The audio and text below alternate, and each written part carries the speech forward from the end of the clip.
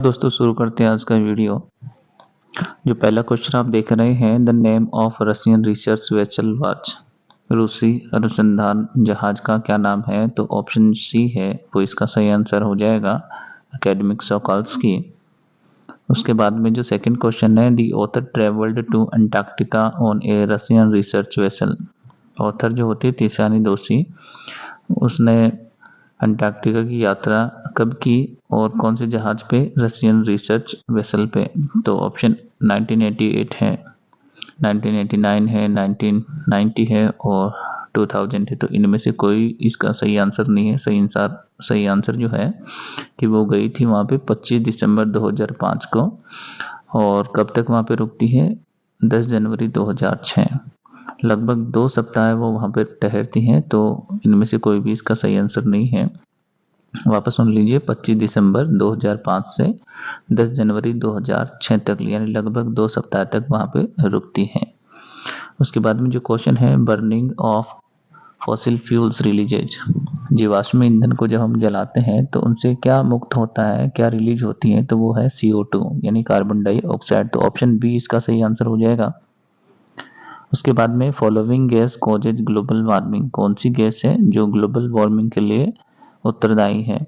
तो इनके अंदर जो है वो है ऑप्शन डी अपना सही हो जाएगा, carbon dioxide. According to the author all forms of life, यानी लेखक के अनुसार, ये लेखिका है दिशानी दोषी, तो उनके अनुसार जो जीवन है वो किसकी ओर अग्रसर है, किसकी ओर बढ़ रहा है? हेल्थ और लॉन्गेविटी की ओर, या फिर डेवलपमेंट की ओर, हैप्पीनेस की ओर, या फिर हम कहें सस्टेनेबल डेवलपमेंट की ओर? तो जो बढ़ रहा है ना, तो यहाँ पे जो सही आंसर है ऑप्शन में वो नहीं है, वो है एक्सटिंक्शन। क्या होता है? एक्सटिंक्शन यानी विलुप्ति की कगार पे, है ना, विलुप्ति की ओर बढ़ रहा है। अंटार्कटिका स्टोर्स अबाउट, यानी कितने प्रतिशत जो बर्फ है पृथ्वी की, कुल बर्फ की जो अंटार्कटिका में स्टोर है वो है 90%। तो ऑप्शन सी आंसर सही हो जाएगा। Antarctica is an ideal place to study. तो अंटार्कटिका एक आदर्श जगह है अध्ययन करने के लिए। क्या? मैथमेटिक्स के लिए है, या ज्योग्राफी के लिए है, ज्योमेट्री के लिए है, या है एनवायरमेंटल और क्लाइमेट चेंज? तो डी ऑप्शन इसका सही हो जाएगा। अंटार्कटिका डज नॉट है, वहाँ पे क्या चीज़ नहीं है? ऑक्सीजन नहीं है, बायोडाइवर्सिटी नहीं है, एयर है या वाटर है? तो ऑप्शन बी हो जाएगा, जैव विविधता, बायोडाइवर्सिटी वहाँ पे नहीं होती। How did the author feel while reaching Antarctica? तो उनको कैसा महसूस होता है? क्या वो अनसेटिस्फाइड होते हैं, ग्रेट रिलीफ उनको मिलता है, या बहुत ज़्यादा दुख होता है, या उन्हें डर लग रहा होता है बहुत ज़्यादा? तो ऑप्शन बी इसका सही हो जाएगा, ग्रेट रिलीफ उनको मिलती है। The food chain of the entire southern ocean is maintained by single celled. ये काफ़ी इंपॉर्टेंट क्वेश्चन यहाँ से है। बैक्टीरिया है, वायरस है, या फिर फाइटोप्लैंक्टन है, या अमीबा है? तो इनमें से सही ऑप्शन हो जाएगा फाइटोप्लैंक्टन। ठीक है, सिंगल सेल्ड होते हैं, सी ग्रास होती है ये। Antarctica is at the earth's north pole पे है, साउथ पोल पे, इक्वेटर पे है, या नन ऑफ दीज? तो साउथ पोल इसका क्या हो जाएगा? सही आंसर हो जाएगा। उसके बाद में अगला क्वेश्चन है, one can learn more about planet if one travels to. कोई भी है इस प्लानट के बारे में बहुत कुछ सीख सकता है यदि वह यात्रा करता है। कहाँ की यात्रा? अर्थ की, अंटार्कटिका की, आर्कटिक की, या अमेरिका की? तो कहाँ की यात्रा के लिए अपन बात कर रहे हैं? तो वो यात्रा हो जाएगी अंटार्कटिका की, है ना। ये इंपॉर्टेंट क्वेश्चन है। Who was the head of students on ice programme. तो कौन हेड होते हैं इसके? जॉफ ग्रीन होते हैं। कहाँ के होते हैं? कनाडा के होते हैं। ये भी अपने को ध्यान रखना है। और ऑपरेशन चल रहा है, कितने समय से चल रहा था? जब हम ये पढ़ते हैं तो उसमें ये पार्ट पढ़ते हैं तो उसमें बताया जाता है। इसको 6 साल अभी चलते हुए हो गए हैं। ठीक है, और उस वेसल पे कितने लोग होते हैं? 52 लोग होते हैं, है ना।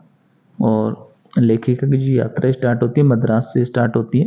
कितने डिग्री पे? 13.09 डिग्री उत्तरी अक्षांश से स्टार्ट होती है वो, है ना।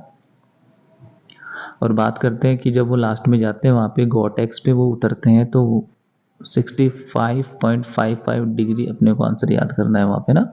We must visit Antarctica if we want to study and examine the earth. यदि हम हमें अंटार्कटिका की यात्रा करनी चाहिए यदि हम अध्ययन करना चाहते हैं, जांचना चाहते हैं पृथ्वी का, क्या चीज़ हम जांचना और अध्ययन करना चाहेंगे तो वो हो जाएगा इसका प्रेजेंट, पास्ट और फ्यूचर। तो ऑप्शन डी इसका सही हो जाएगा। इन गोंडवाना द एनिमल्स फाउंड वर, यानी गोंडवाना जो सुपर कॉन्टिनेंट था किसी ज़माने में, तो वहाँ पे कौन कौन से जानवर पाए जाते थे। एक तो मैमथ्स इसका सही हो जाएगा, एक हो जाएगा डायनासोरस। तो ए और बी इसका सही हो जाएगा, तो सी आंसर इसका सही है। अगला है the narrator travelled in a car, सही है। एयरप्लेन सही है। ए शिप ठीक है। इन तीनों के माध्यम से उन्होंने यात्रा करी थी, तो उनको कितना वक्त हो गया था। 100 आवर्स इसका सही आंसर हो जाएगा, यानी 100 घंटे उन्होंने अंटार्कटिका पहुंचने के लिए, उसके अंदर आप काउंट करेंगे तो क्या हो जाएगा, कार भी आ गई उसके अंदर, एरोप्लेन भी आ गई और शिप भी आएगा। तो 100 आवर्स अपने को ध्यान रखना है। जो लैंडस्केप जो है अंटार्कटिका का, जो भूदृश्य है वो कैसा है, वाइट है, ठीक है, क्योंकि चारों तरफ बर्फ ही बर्फ होती है। ये भी एक अच्छा क्वेश्चन है। How many years Gondwana thrived, है ना, तो कितने सालों तक गोंडवाना फला फूला था, तो वो हो जाएगा 500 मिलियन ईयर्स। तो ये इसका सही आंसर हो जाएगा। The author is from south India, ठीक है, मद्रास से बिलोंग वो करती है। हु आर, तो वो है क्या, किसकी उपासक है, तो ऑप्शन ए इसका सही हो जाएगा, सन वर्शिपर्स हम कहेंगे उनको।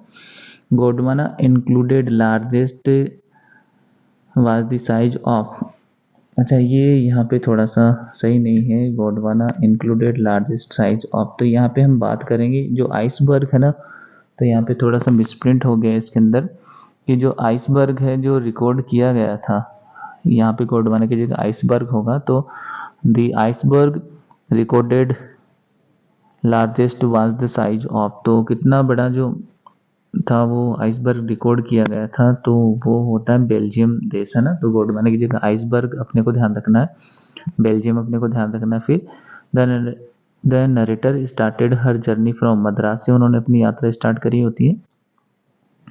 What is the most hotly contested environmental debate of our time, यानी जो सबसे ज़्यादा गर्म जोशी से लड़ा जाने वाला पर्यावरणीय बहस का कोई हिस्सा है तो वो क्या है, तो वो क्लाइमेट चेंज है। ऑप्शन डी इसका सही आंसर हो जाएगा। If one want to study the present past and future of earth, it is possible only at, यदि कोई पृथ्वी के अतीत का, वर्तमान का, भविष्य का अध्ययन करना चाहता है तो उसे कहाँ जाना चाहिए, तो अंटार्कटिका जाना चाहिए उसको। Life changes environment can only be studied in Antarctica because of, ये भी एक अच्छा क्वेश्चन है। देखिए आप बताइए इसका क्या आंसर हो सकता है। सीधा सा है, सिंपल इकोसिस्टम और लैक ऑफ बायोडाइवर्सिटी, यानी वहाँ पे जो लिटिल चेंजेस हैं, environmental can only be studied, तो छोटे छोटे जो परिवर्तन है उनको हम अध्ययन करना चाहते हैं। तो क्यों अंटार्कटिका ही सबसे अच्छी जगह क्यों है, क्योंकि उसका साधारण से इकोसिस्टम होता है और वहाँ पे जैव विविधता की कमी होती है। The single celled plant at Antarctica is, तो वो कौन कौन से, ग्रास ऑफ द सी, इसका सही आंसर हो जाएगा। Further depletion in the ozone layer will affect the activities of phytoplankton, ठीक है, क्या हो जाएगा, फाइटोप्लैंक्टन इसका आंसर हो जाएगा। उसके बाद में how many members were there in the expedition, उस अभियान में कितने लोग होते हैं, तो 52, ऑप्शन डी इसका सही आंसर हो जाएगा। What was under the feet of the study team, तो देखते हैं क्या इसका आंसर होता है। 7 मीटर थिक आइस पैक होती है, या फिर 1 मीटर होती है, या फिर 3 मीटर होती है, या सोल्टी, तो यहाँ पे इनमें वो ऑप्शन में नहीं है, तो एग्जैक्ट जो इसका आंसर है वो है 1 मीटर थिक आइस पैक, यानी 1 मीटर होती है वो, है ना, मोटी, और 1 मीटर यहाँ पे आप कर लेना 1 मीटर, है ना, और उस 1 मीटर बर्फ की परत के नीचे 180 मीटर अपने को ये भी ध्यान रखना है, जीता जागता जो समुद्र होता है, जो नमकीन पानी होता है वो सांस ले रहा होता है वहां पे ना। ओवर स्ट्रेचिंग एंड सनिंग, तो यहाँ पे काफी इंपॉर्टेंट क्वेश्चन है ये, क्रैब ईटर सील्स होती है वो इसका सही आंसर है। दे क्रॉस्ड, उन्होंने पार किए थे, कितने टाइम जोन उन्होंने पार किए थे, तो 9 जो टाइम जोन होता है वो उन्होंने पार किया होता है ना, ये भी अपने को ध्यान रखना होता है। और यदि चेक पॉइंट अपने से पूछे तो 6 चेक पॉइंट होते हैं वो अपने को ध्यान रखने हैं, और 3 बॉडीज ऑफ वाटर वो पार करके वहां पे वो पहुंचे थे, है ना। The world's geological history is trapped in, सीधा सा आंसर क्या आएगा, अंटार्कटिका आ जाएगा इसका। और एकेडमिक सोकाल्स्की है वो रशियन क्या है, रिसर्च वेसल है, तो ये इसका आंसर हो जाएगा, है ना।